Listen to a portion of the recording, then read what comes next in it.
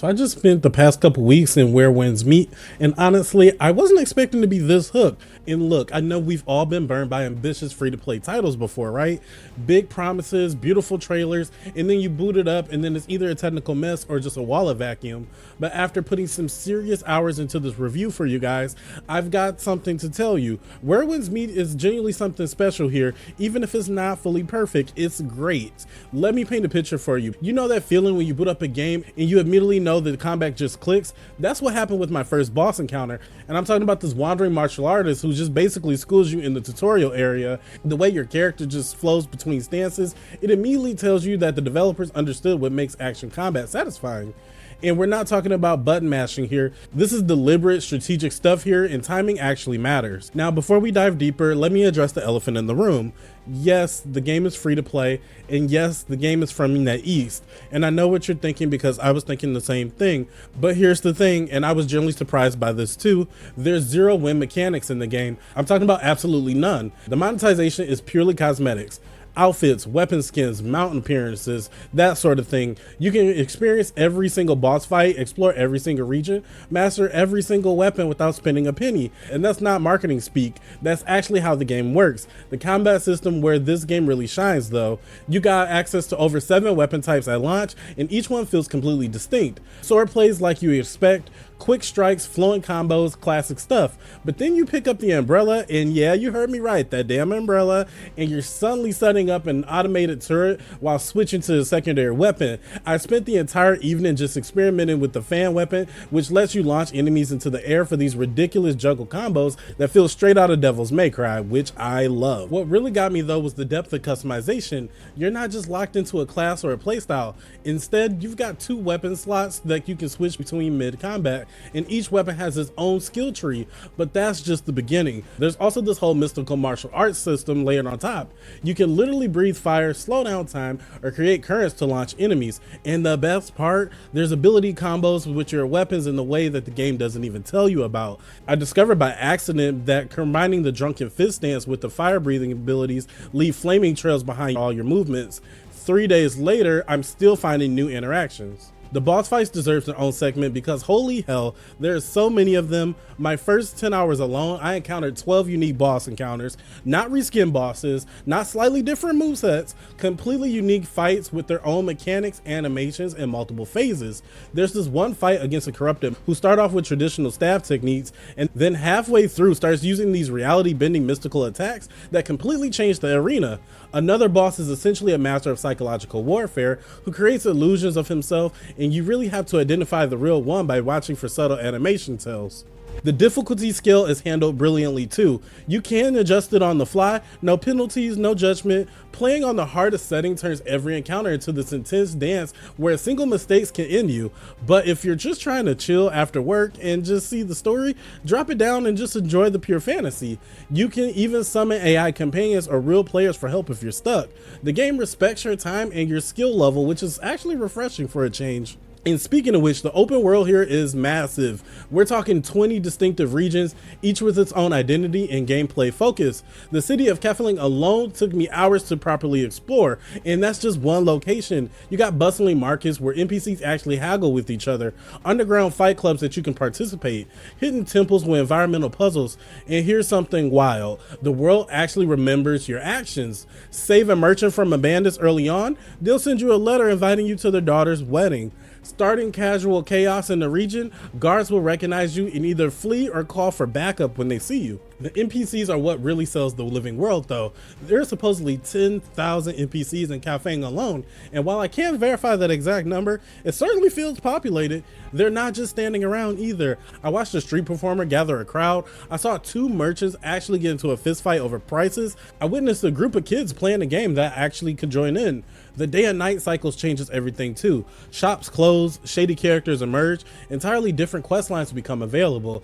It's that kind of detail that makes exploration rewarding beyond just finding. And let's talk about the movement, because this is something they absolutely nailed. You can run up walls, leap across rooftops, sprint across water surfaces, all this with this fluid parkour system that never feels clunky. It's not Assassin's Creed though, but I mean that as a compliment. The movement feels uniquely wuxia with impossible leaps and gravity defying runs that make traversals fun instead of a chore.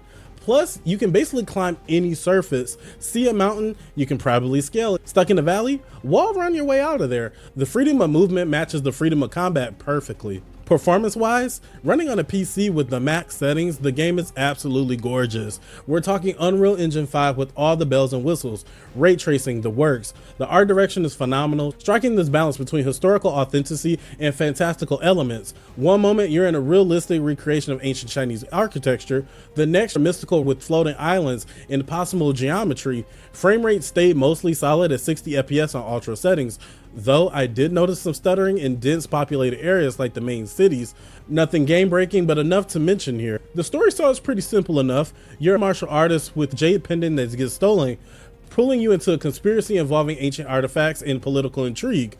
But what surprised me was how personal the narrative moments feel. This isn't just about saving the world, it's about the relationships you build, the small choices that define your character. There's this whole morality system where your reputation spread across the regions. Help people and they'll welcome you as their hero. Betray allies or rob travelers and the entire town might refuse to trade with you. Some vendors might even sell special contraband only to players with negative reputation, which is a nice touch. The side content is where everything gets interesting though. Beyond the main story, you got an entire profession system. You can become a doctor and actually diagnose NPC ailments through mini games, become a merchant and then manage trade routes between cities. Learn architecture and design your own buildings. I spent 3 hours just playing the musician profession, performing at taverns for tips and reputation. These aren't just tacked on features either. Each profession has its own progression system, unique quests, and tangible benefits to your journey. The combat went further than I initially realized. Every weapon has the standard attacks, heavy attacks, special moves, and ultimate abilities. But then you factor in the stance system where you can adopt different fighting styles that completely change your movesets. Combine that with the mystical abilities, the weapon switching, and the environmental interactions where you can kick enemies into walls or cliffs, and then you got this incredibly deep system that rewards experimentation and mastery. The multiplayer elements are completely optional, which I did appreciate. You can play the entire game solo if you want, experience it as a traditional single player RPG, but if you want to team up, you can bring in to 3 friends for a seamless co-op. Boss battle scales properly, new mechanics emerge in group play, and loot is instant so there's no fighting over drops. There's also a guild content, raids, and PvP areas if you want more MMO experience. But again, that's all totally optional. The game never pushes you towards multiplayer if you're not interested. Now, we have to be real because the game isn't perfect. The English voicing is inconsistent. Some of the characters nail it. Some sound like they're reading direct from Google Translate. The subtitles don't always match the spoken dialogue either, which is very jarring. The UI can feel overwhelming at first. So many systems to manage. The skill trees, the weapon mastery, and the mystical abilities, the profession, the reputation. It's a lot to take in initially. The game could use better tutorials for some of the deeper mechanics. I'm about 20 hours in and I'm still discovering fundamental systems that the game never fully properly explained. The target lock needs work too. With certain dash abilities, you sometimes launch yourself completely past the enemies into walls, but it lacks some precision that something like Sekiro or Souls games has. Some of the mystical abilities feel unbalanced. The time slow ability trivializes certain encounters, while other abilities feel almost useless in comparison. This might get patched, but right now the balance is just way off. The free-to-play elements, while not pay to win, are still present. You'll see cosmetic shops, battle passes, seasonal events clearly designed to encourage spending.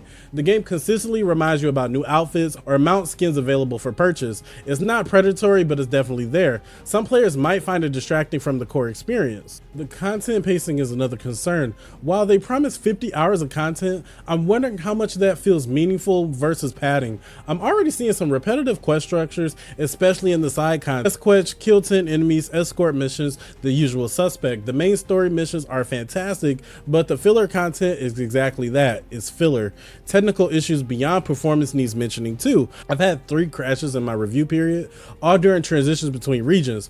Autosave is genuine, so I never lost any progress, but it's super annoying. Some animations don't quite connect properly, especially in cutscenes where characters occasionally will clip through objects or float slightly above the ground.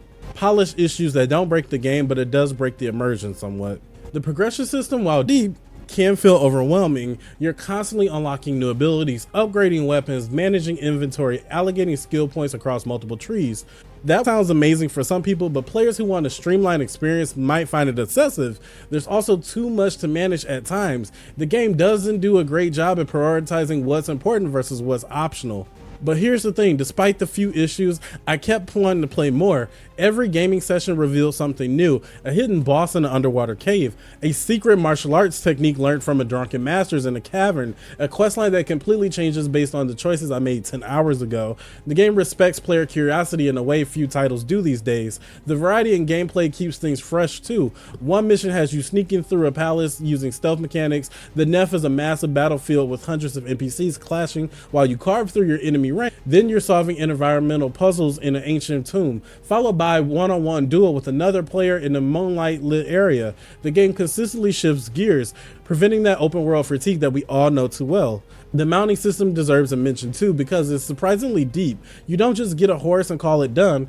Different mounts have different stats. Some are faster on roads, others are better in rough terrain. You can tame wild animals, including bears and exotic creatures. There's also a whole bonding system where taking care of your mount improves its performance. You can even use mounts in combat with the right skills. It's another layer of depth in a game that already is overflowing with systems. And the in-game content looks promising too. Beyond the main story, there's legendary weapons to hunt, secret bosses to discover, entire regions that only unlock after certain The developers are promising seasonal content upgrades, new regions, additional weapons, and more story chapters, all for free. No paid DLC, just cosmetic funding ongoing developments. If they deliver on these promises, this game could keep people playing for years. And look, Meat isn't going to dethrone the biggest games in action RPGs, not yet, but what it does offer is a genuine alternative that respects your time and your wallet while delivering an experience that feels both familiar and fresh. The combat has weight, the world feels alive, and the freedom to approach situations your way is absolutely liberating. Sure, it does have a few issues. Yes, the free-to-play model will turn some people off immediately, regardless if it's just cosmetics, but if you're looking past that, there's something truly special here. For a free game, the amount of content and the quality on display is remarkable. This isn't just some mobile port stretched onto a console and PC. This is a full feature action RPG that happens to be free. The production values rival the full price releases. The combat exceeds many premium titles, and the world design shows genuine care and attention to detail. As far as my recommendation, download it on November 14th and give it a shot. It costs nothing except hard drive space, and within the first few hours, you'll know if it clicks for you. If you're into martial arts, fantasy, deep combat systems, or just want a massive open world to explore in, Where Wind Meets deliver. It's not perfect, it's ambitious and gorgeous, and most importantly, it's damn fun. The fact that it's completely free to play with no pay to win mechanics in 2025 feels almost too good to be true, and I'm still skeptical, but here we are. Whether it maintains that model long term remains to be seen, but for right now at launch, you're getting a complete game without spending a damn dollar. In an industry increasingly focused on monetization over gameplay, that alone makes Where Wind Meets worth your attention. So yeah, that's my take on Where Winds Meet. After a couple weeks basically living in this world, the early reviews from China were right. There's generally something special here. Is it gonna be for everybody? Probably not. There's always some haters, but if you're generally interested in martial arts, Chinese mythology, or just wanting to see true, ambitious, free-to-game plays look like, mark your calendars for November 14th. But anyway, that'll do it for this one. If you enjoyed this review, hit that subscribe button. It helps the channel grow. Let's uncover more games like this. And hey, if you want to catch me playing Where Winds Meets live on launch day, follow me over on Twitch at Andre the Alpha. Same username, link is in the description. And I'll be streaming my full playthrough, trying out different builds, probably dying way too many times. But until next time, stay safe, stay smart, and stay alpha, and I'll see you into the next one.